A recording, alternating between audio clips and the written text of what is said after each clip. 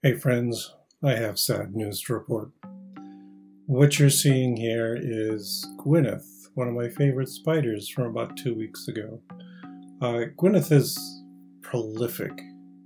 She produced like 6 egg sacs in the few months I've had her, and right now she's the mother of about 50% of the young spiderlings I'm raising in the lab. So she's been a great spider. I'm really gonna miss her. Yeah, that's it. That's the sad news. I went in this morning and discovered that Gwyneth had died sometime in the night. There were warning signs. She hadn't been producing much lately. And also, when she did produce, and that's what you're seeing here is her egg sac from 2 weeks ago, it was getting a little weird. So the sacs weren't properly formed. And in this case, what you see is she was incorporating the bodies of dead flies into the egg sac, which doesn't sound so healthy. Anyway, so here she is making this weird egg sac. We can take a closer look at that egg sac in a moment. Let's start with a dramatic shot. This is the head of a fruit fly, so it's one of Gwyneth's prey.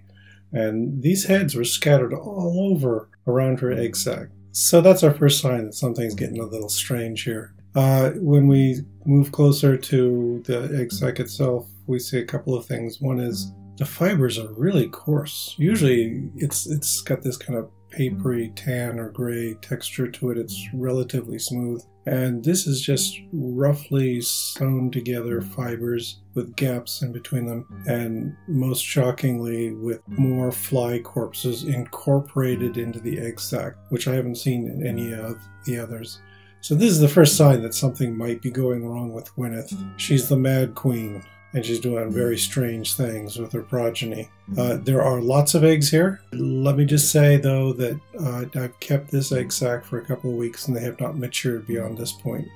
So I think this was a futile effort. These are infertile or they're somehow damaged. They've died. So we're not going to get any more babies from Gwyneth. I do have a number of them growing up in the lab already, but this particular egg sac was an exercise in futility. How sad.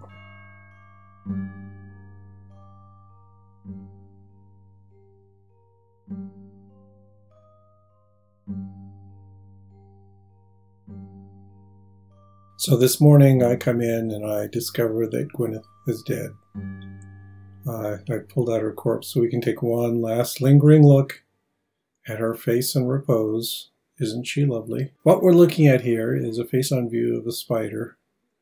And a couple of the features that you can see here. Focus, focus, focus. Come on. Ah, there we go.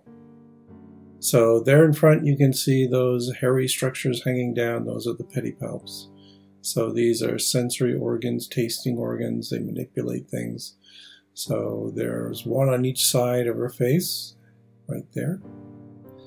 And then if we focus down a little more, okay, you see there in the middle, those long brownish structures hanging down. Those are the chelicerae. So those are kind of her jaws, some interior appendages. And that's what she uses to bite with. If you look really close down there at the bottom of the two chelicerae, you can see these two inward pointing things. Those are her fangs. So that's what she uses to inject poison into her prey.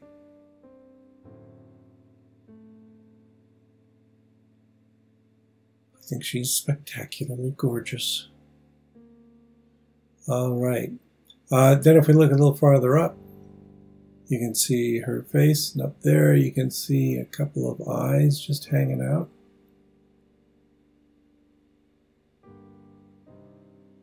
She's looking at you. There's a lot of reflections from my illuminating system, so I'm going to try shutting those off and see if that helps a little bit in seeing what's going on. Yeah, it's a little dark, sorry. But now you can see her eyeballs glistening up there a little better. You can see at least 4 of her eyes from this perspective. She's dark and kind of scary in this view. So let's get the lights back on. Whew, there, that looks better.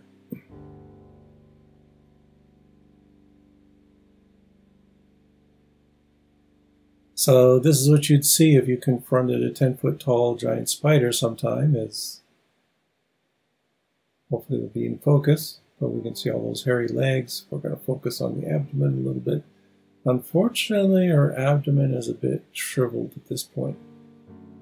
I've noticed when spiders die, they tend to compress fairly quickly as their internal fluids sort of break down. So now there's not much to see there. She's got some nice long hairy legs. And that's sort of it. That's the last of Gwyneth. I'm going to put her in a vial with some alcohol and keep her forever. And she will, of course, live on in her bountiful progeny that she produced in the last 2 months in my lab. I hope they're just as good as she is at making more babies. It's getting a little worrisome because the original crop of wild-caught spiders are all slowly dying off at this point.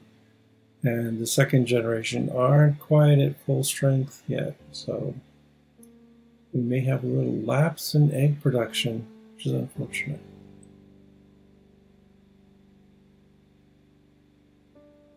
Rest in peace, Gwyneth. You were a good spider. A really good spider. By the way, Gwyneth was named after Gwyneth Paltrow, in case you were wondering. It just seemed appropriate for some reason.